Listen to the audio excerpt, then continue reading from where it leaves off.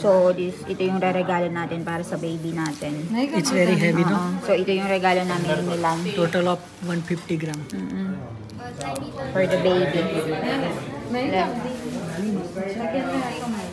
55,000. So, yung mga nasa taas daw na yan, guys, it costs 80,000 to 85,000. Yes.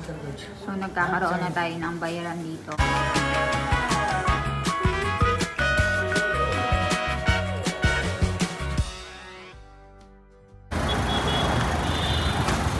Guys, nandito tayo ngayon sa bilihan ng mga gold. Kasi sa mga susunod na araw, meron tayong tinatawag na Dora Banduano or naming ceremony.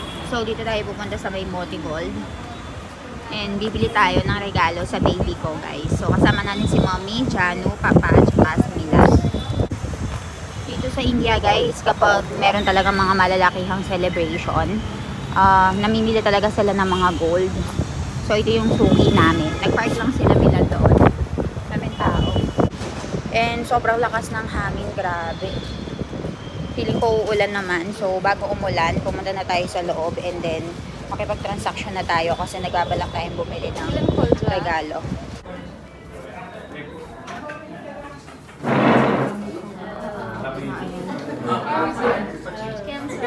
Kemso.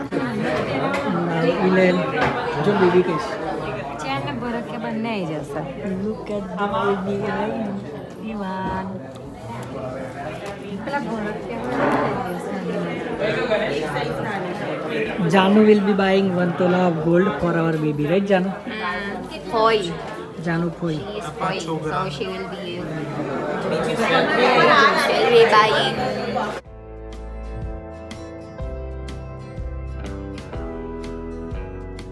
So here in India, guys, whenever you're doing the Dora Banduano ceremony, like Janu is the Foy, the sister of Milan, so she will be the tita of our baby, right? So she have to give some gift. So Janu wants to give gold. So dito sa India, yung craze talaga. She already gave gold. one bouncer. She already gave that car seat for him. Mga damit, clothes. So she will be buying also this thing from her family. So we are currently choosing which one. बने सेमत दिखाई पण आ थोड़ी जाडी देखाई છે આ પતલી છે હારું છે હારી છે મસ્ત છે ગ્રામ એક 8 ગ્રામ ની છે આવાડી આવાડી 6 ગ્રામ. So ayan, necklace. Ang લેવાનું મમ્મી આપણે necklace અને જાનો છે અને લકી લેશે chain અને lucky. બરાબર. So chain and lucky and our baby here is ભરત કે અને લકી બંને બતાવજો dami. Ayan, જે વસ્તુ હારી લાગે તો લેવાય પછી Showroom motor. and the next thing they're showing is, what is this? for hand This is for bracelet, no? Bracelet. આ તો ખોવી નાખશે ના ખોવાય. Okay, pair na siya. It's already pair. Very cute. Must siya. This one is okay. Sabi ni Janu, baka mawala lang daw. બહુ મોટા છે પણ તે નોર્મલ છે, આ લાગે છે મોટા. પછી લકી રે બતાવજો Busy na si Vilas mommy sa pamimili.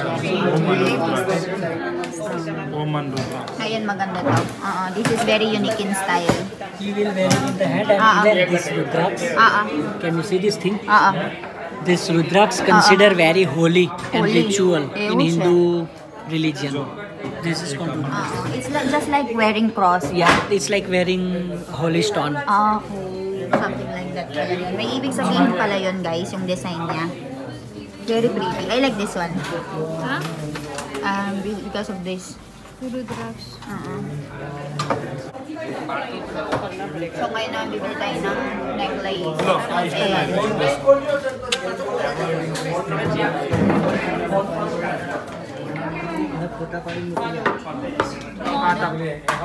they're showing bracelets and necklaces. Daming tao dito. Very pretty. Wait, I will show this one. Ayan, ang dami nilang binibenta dito, guys. And sobrang daming option na pag-benta.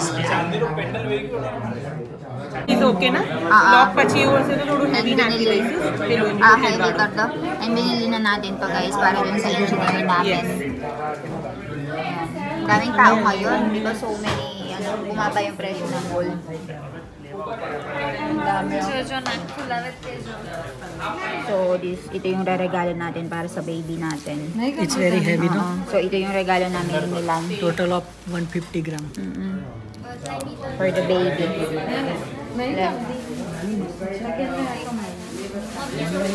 At least simple है. बस एक usually Ito naman yung regalo ni John para sa baby. Papakita namin sa inyo maya-maya. ये pack liner अरे यहाँ को बिल बने तो मुझे बिल बने तो दया कोई sinasabay lang. And ito yung regalo namin. ako bill bana मतलब खबर So, nagkakaroon na tayo ng bayaran dito. And dito, Mami? Oh, Mami. Kami sulit, guys. Hucha. Silver items. Ekam, Levano. Sokche. Feed him. No. Eh? See? To feed him. Sokche, Dali, for feeding. No, it's good for baby because it's silver. So he will eat in silver. Silver plate. It's literally you grow up having silver plate. Something like that. Yes. So, bibili daw si Mami ng silver na Silver spoon baby. silver spoon, silver glass, silver cup. Anong tawag dito? What is it? Barki and silver plate. So Sokche, Tamaro. So, ayan, meron silang gold dito sa side na ito. And these are silvers naman. So, ayan. Akin lang no ba, Uche, silver at tare? Let's see how much is the silver. 8,500 नहीं से dish This is at a jar panso. 8,500 for the dish. Ano yung total? 20,000 नो से Visa jar. So, 28,000. 28,000 for the silver. Wala mo, bu. चांदी बाजार है Bibili daw. Leo, ano siya ba? So, yung mga nasa taas daw na yan, guys, it costs 80,000 to 85,000. Yes, what about that one? 80,000. Just for that one. 1 kg And where do you usually sell it? 1 kg Lagan ma paano? એટલે આપકો જો just Give for the lagan and something like that. ઘર માટે લેવું ઘર માટે સારું જમવા Euche. So, people are literally eating on silver plate. So, ganyan pala dito, guys. They're literally eating sa silver plate. Rich people. So, ayan. Ganun pala dito. Ipapakita pa siya sa atin. see just Huche. જમવાને dish Jambano dish. My gear di siya dish, tari. Pan silver na to eh. સ્ટીલની તો બધાને કહેવાય silver dish Kilano? આ તમારે અત્યારે 900 Tignan natin magkano to, guys, ha? 86,000 86,000 rupees. 86,000 rupees Oh, 86,000 rupees, guys. 1 kg Almost 1 kg. Grabe. 2 bowl One glass and chamchi. spoon Grabe. પછી ડીશ બી આવે એમાં. Iba talaga yung mga Indiano. મીઠાઈની ડીશ Oh, માટે eh. બી આવે એ અલગ મૂકવું છે તમારે Euche. Ganun pala dito, guys. છોછોના સેટ લઈ જવાનો ઘર માટે Chocho set. Cholak. જમવાનું સારું ને And this is, guys, naman yung mga sinusuot nila sa paa. Anklets. Purse also. Labada. Silver purse. So, real silver yung mga yan. Matlano. set. Matlano. Room set silver There's also knife. Water drinking Healthy siya, healthy. Health benefits હા siya. Benefit right So, merong health benefits pa lang. સારું રહે હેલ્થ માટે So, may health benefits pala, guys, kapag kumakain ka using silver plate. Hi, guys.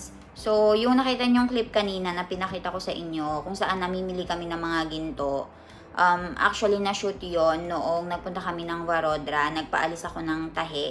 So, ngayon ko lang na-upload and gusto kong ikwento sa inyo kung bakit bumili kami ng mga ginto. So, natatandaan nyo ba nung sinasabi ko sa inyo na magkakaroon tayo ng naming ceremony?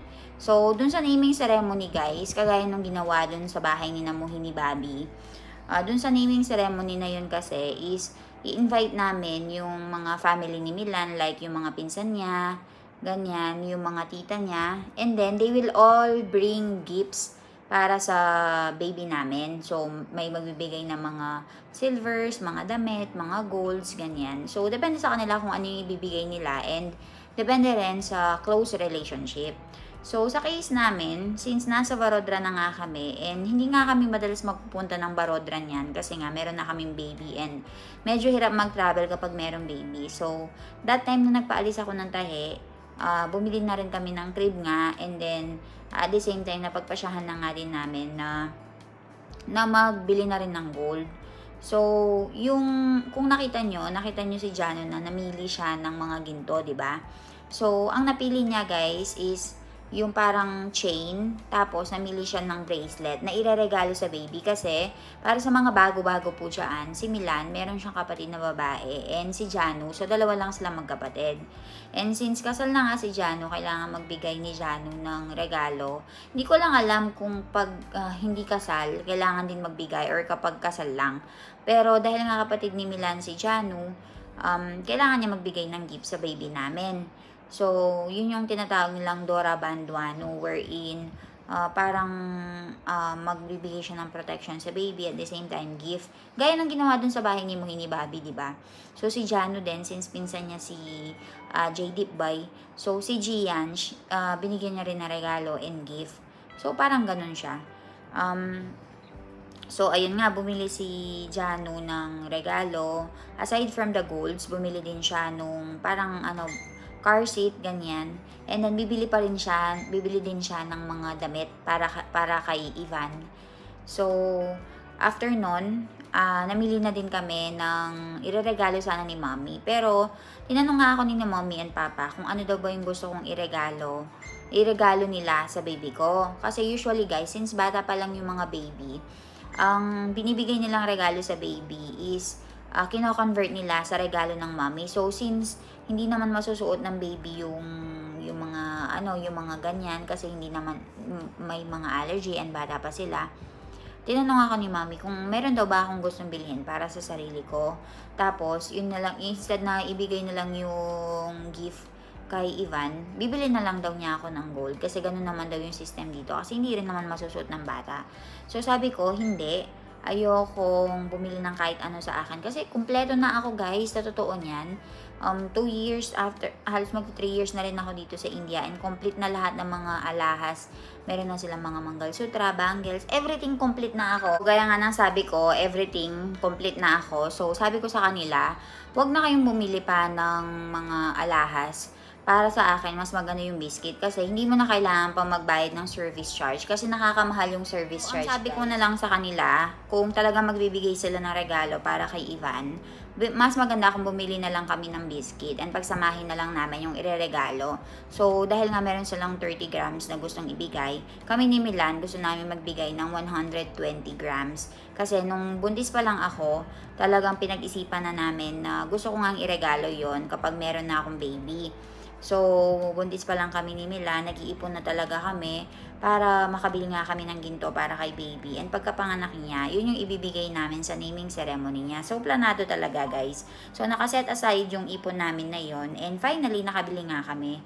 So, yung 15 grams na yon, 3 grams from mommy and papa, 12 grams from me and Milan, and 10 grams from Jano. So, Jano Foy. So, ganun yung, 10 gram, not 12 gram.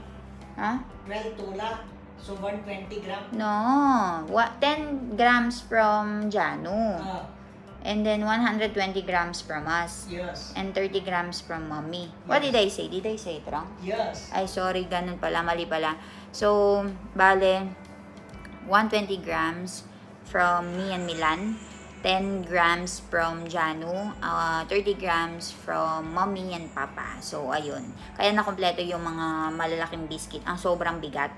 So, yung naisip namin is, kung hindi niya masusuot ngayon, at least meron siyang nakabakante na mga gold biscuits. And kapag medyo lumaki siya, if may mapusuan siyang chain, ipapalit na lang namin yung mga biscuit na yon. Tapos, yun na yung pambibili niya ng chain that time. Or if ever na gusto niyang mag-abroad or gusto niyang mag-aral abroad, ganyan, gusto niyang alam mo, mag-settle abroad, yung magagamit niya yung gold biscuit na yon, mabebenta niya, and magagamit niya yung pera. So, konti-konti, iniipon na namin yung mga iaano namin sa kanya, ibibigay, ipapamana. So, ayun guys. Yun lang naman kasi yung kaya namin ngayon. Paunti-unti, every month na salary, ganyan. Nagtatabi talaga kami. Since ngayon, wala kaming masyadong gastos. Kasi hindi pa naman siya nag-aaral. Wala naman siyang masyadong gastos ngayon. Hindi naman siya nagagata, sa akin pa rin siya dumedede. So lahat ng mga nare-receive niyang regalo from the people here, hindi namin ginagastos, iniipon talaga namin, and once na accumulate na yun, ipambibili ulit din namin yun ng gold. So yung para kay baby lang, hindi namin papakialaman hanggang sa tumanda siya, para if ever tumanda na siya, magpasalamatan niya kami na buti na lang nag-ipon kami para sa kanya, and hindi namin ginamit yung para sa kanya lang. Kasi pareho naman kaming nagtatrabaho guys, and yung mga in-laws ko naman, may kanya-kanya din naman silang pinagkakakitaan. So ayun, for now, maganda yung maganda yung situation namin. So hanggang maganda yung situation namin, gusto namin na ibigay lahat ng mga dapat ibigay, ipunin lahat ng mga kailangang ipunin para sa mga oras na wala na kaming stable income or wala na kaming magandang income, at least nakapag-ipon na kami kahit papaano. So, ayun guys, I hope meron kayong, nag-enjoy kayo sa video na ito. And, para sa mga nagtatanong pala guys, kung magkano yung presyuhan ng ginto ngayon. Nung nagpunta kasi kami ngayon, nung araw na yun guys, sobrang bumaba din yung ginto. And it's best time to buy talaga. Kasi alam namin natataas na naman. So ngayon, as of this moment na nagsasalita ako, tumaas na siya and nag-accumulate na yung price niya. And, ayun, yung presyo ng binili namin is 24 karat. Nasa may 71,000 plus rupees, or mga nasa 4,850 per grams. 4,850 pesos per gram. So, hindi ko alam kung ano yung presyohan sa Pilipinas, guys. Pero ganun yung presyo dito sa India. And kung i-convert natin, nasa 4,850 per grams. 24 karat gold. And magandang quality na yon. So, ayun. I hope meron kayong natutunan. I'll see you all tomorrow. Bye-bye.